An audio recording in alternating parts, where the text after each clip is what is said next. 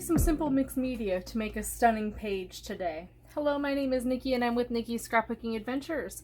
We're playing along with Scrap the Boys Challenge, and every month they present a new challenge for us to do, and this month it's some mixed media.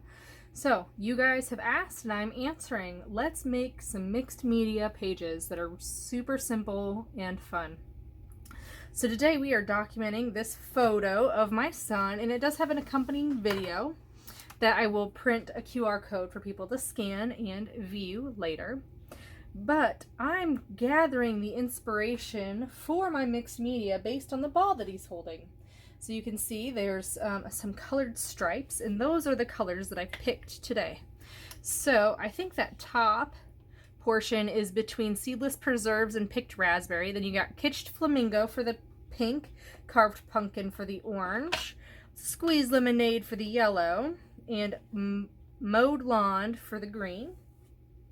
And I'm actually going to play with some Paige Evans. Paige Evans is known for her bright, fun colors and lots of variety of colors. So I just happen to have a Paige Evans bag that consists of, I think it's Wonders and another collection. I can't think of what it's called. It's all labeled Paige Evans. So it's hard to tell what the collections are. Oh, Splendid and Wonders. That's kind of my Mod Podge kit because they have a lot of the same colors. So I had a ticket from one of the two collections, and I had cut it up in strips and put it in my scrap bag. So I thought it'd be fun to use these strips to kind of guide where my photo placement is and my mixed media. So I got a dark pink according to my photo, a light pink, an orange, yellow, and green. And those are going to go across the page as you see them here. Now, what I'm doing to line these up is I'm making sure that happiness is shown, and then the end of the ticket is with the break here in these tickets. So as I go forward, I may have to shift and move and stuff like that, but that's how my layout is going to go. And then I'm going to put my photo right on top of here. Now, this is not a road trip or anything, so I'm feeling perfect about putting my photo right on top of that word and covering the word navigate, because again, we're not traveling in this photo. There's no need for mention of travel. So all the other things look really good. Up for an adventure, an amazing day, wild and free, all those kinds of things work really well for this layout. Now my thought process in this is I've got my strips here, and I'm going to define my white space. So my white space is going to be a border here and a border here. And then what I might do is I might add some paper scraps underneath my photo to kind of pop it up and make it separate from my strips here. Then I'm going to take my mixed media, which is going to be my Distress Oxide inks. I'm going to treat them like watercolors. So I'm going to put color behind each of the strips that coordinates with it. Now this top one, I really kind of want it to look like the ball. And so that's why I grabbed the seedless preserves, because I'm probably going to mix it with the picked raspberry so that it's a little bit more purple than pink. But it may end up not working out. We'll see what happens. I'm going to do a test page before I go ahead and add it to my layout to make sure that the color works. But otherwise, I'm going to take some water, take my ink, and use my paintbrush to blend these colors in a little bit better. And then we'll come back and we'll add some texture. So when you're doing a thing like this where you want to adjust the color a little bit, it's best to do a practice page, right? So I'm going to show you what I'm doing for that.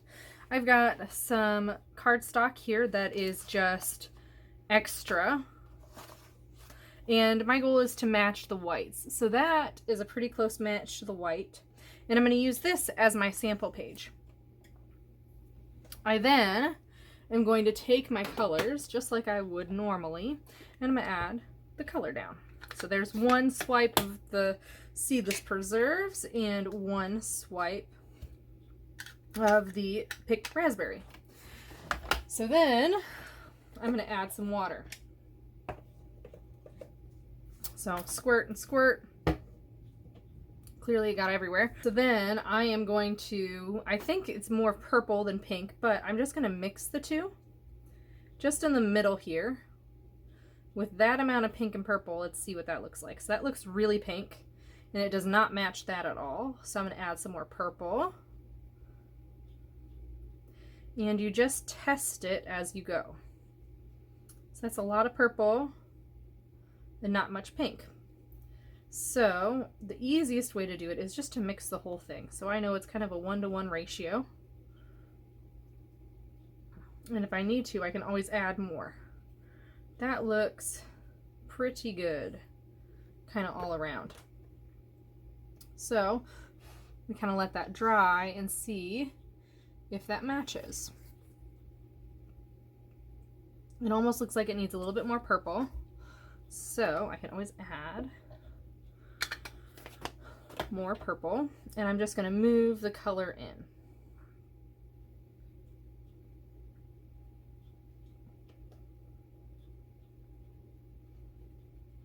And that's the beauty of having a glass mat, is I can just move the colors around and I can add that stuff. Now I'm going to try something. We'll see if it works, but I'm going to try to squeegee some of these colors back together. So I've got one of those Cricut things. I'm just going to try to squeegee. Oh yeah, it's actually kind of working. So we're not on such a big surface area. And we're mixing that color just a little bit more. There. So let's flip it. Get our brush nice and saturated with the color. Oh yeah, look at that. That pink looks really good. So 2-to-1 on the seedless preserves to picked raspberry. Yeah, that looks good. So now when I add my mixed media, I'm switching brushes. Really loading up the pigment there. And I am just going to lay it out pretty simply here. I'm actually going to use a T-square ruler to help me with the first couple strokes, because I do want this to be pretty straight.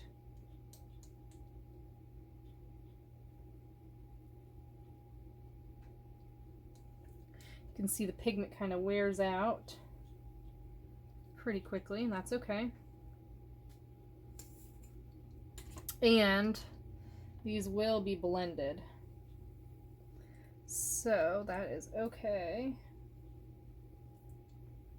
That it's not 100% straight, but I did want to start straight at least, right? So again, trying not to encroach too much on my white space. Okay, this time around we're going to add some texture through stamping.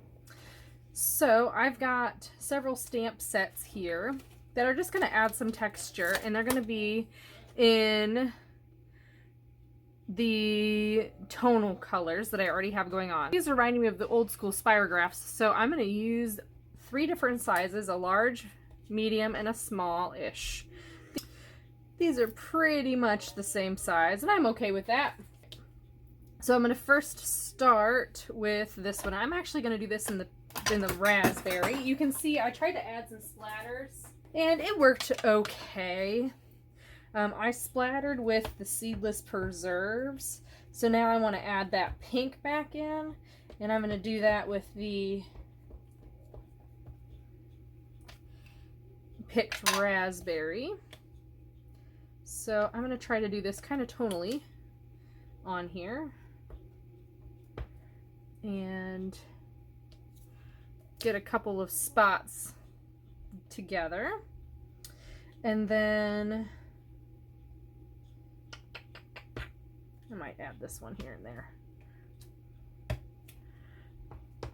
Kind of doing a little bit extra on my dealio. Now, these will need to be cleaned between colors so I don't cross-contaminate.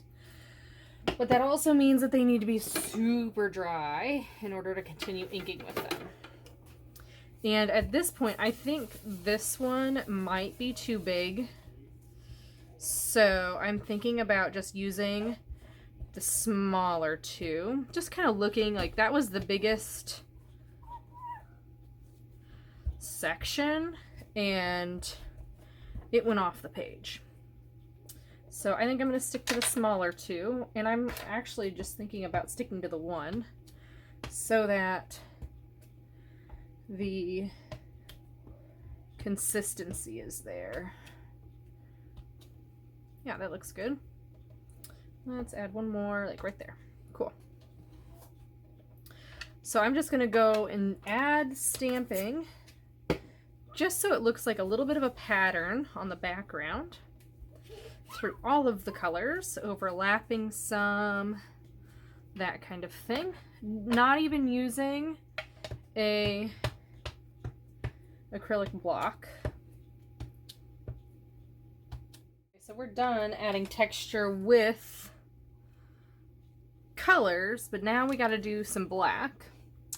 And gotta find my black. I am going to do this with a stamping block this time. Shock, I know, I hardly ever use a stamping block. But I've got some stitching stamps here that I want to use. And I'm going to go ahead and use this zigzag one here. And that kind of needs to be in a straight line. So let me just gauge placement here. So I really don't need the whole thing. I do want it to be relatively straight. So let's see if I can get it that way. That looks good. And I don't need to ink the whole thing because I'm not that big. Okay, cool. So I'm gonna make it look like this is kind of stitched on by stamping right there. And then I'm gonna stamp there as well. I'm gonna rotate it just to make it a little bit easier on myself. No problem with rotating your work at all. Cool. That looks good. So now, I actually got this idea off of a layout on Facebook where they had a piece of paper that was multicolored kind of on the edge of their vertical or their horizontal design, but in vertical. And so I thought that was a cute little addition to that. Now let's add some black texture to up here just a little bit. So we need some text. That's the easiest way to go about it, is some text. So I have all of my background stamps in a little container here, right above my head. Well, actually this one has the alphabet on it. That's kind of fun because we're talking to a little kid and he does not know his alphabet yet. So that's kind of fun. A little nod to him.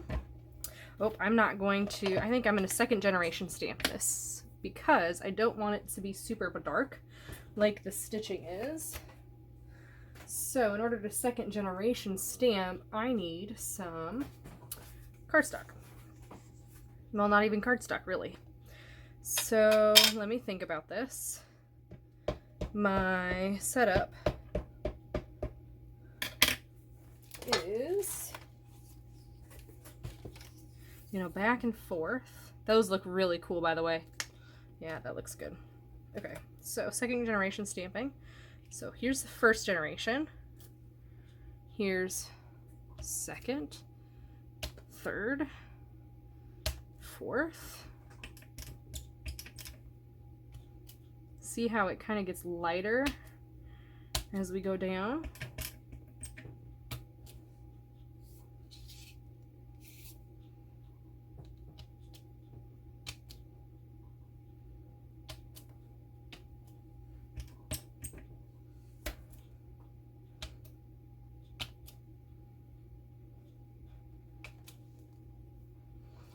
Just adding a smidgen of texture in black.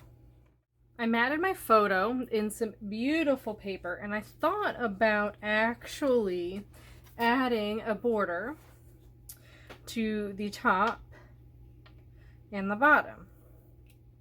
However, I felt like that really caged in everything that I had done, really drew a fine line between my white space and my colored space, and so I decided actually against it.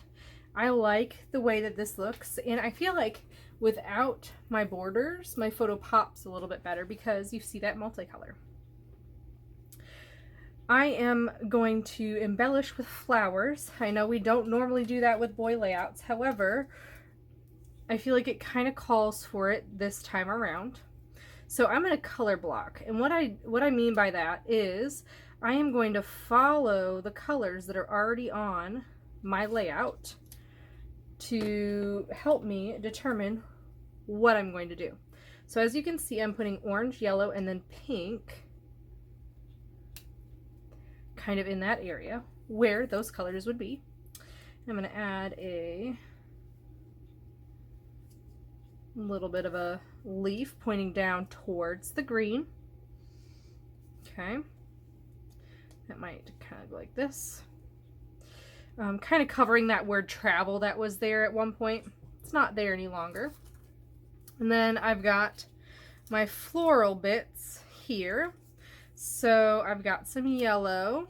I'm going to put it right there. I'm going to put this one underneath this bigger one. And then a green leaf right over the green. And then my last cluster is going to be up in the pink, so I'm going to put 3 clusters on here. And it's going to go right where that little bit is. I'm going to cover that spot and then add a floral. So that's it for my embellishing. I'm really, truly, simply just going to do it that way. And then my title is going to go kind of in this blank spot right here, and it's going to say ball. And then I'm going to have a QR code tuck in here. So I get black, black, and then I have to figure out something else to put black up here. I might add a couple dots, maybe color in some of the little white spots there, not sure. And then I'm going to finish my layout with these. These are glitter drops from Pink Fresh, and these are Sparkle and Shine, and they're ombre. Really, really liking the touch that this brings to my layouts at the end. And how I do this, there's actually 4 sizes in here. So we're going to call it large 1 for the biggest, large 2 for the smaller large one, and then medium and small, okay? So how I have been doing my clusters is actually large 1, which is the biggest, and a medium together, and then large 2 and a small. So my clusters don't have 3 of these in it. It only has 2, and they're kind of alternating, so it makes it look like you're leading up. So most likely I'll put some right here, fill in that spot right there, fill in maybe a spot there and a spot there, and it really draws your eye in because there's so much sparkle in these things. Just incredible sparkle, and it really just makes your layout, just finishes it off. I think I might have to get every color of these, but I'll list them down below if that's something you'd be interested in. Don't forget to take a look at the Scrap the Boys Challenge blog and get some more inspiration for doing boy layouts. I know this is not the typical color scheme, but it matches the ball, and that's the whole point of my story, is the ball. So I hope you have a wonderful day. Don't forget to like, comment, and subscribe, and I'll see you next time.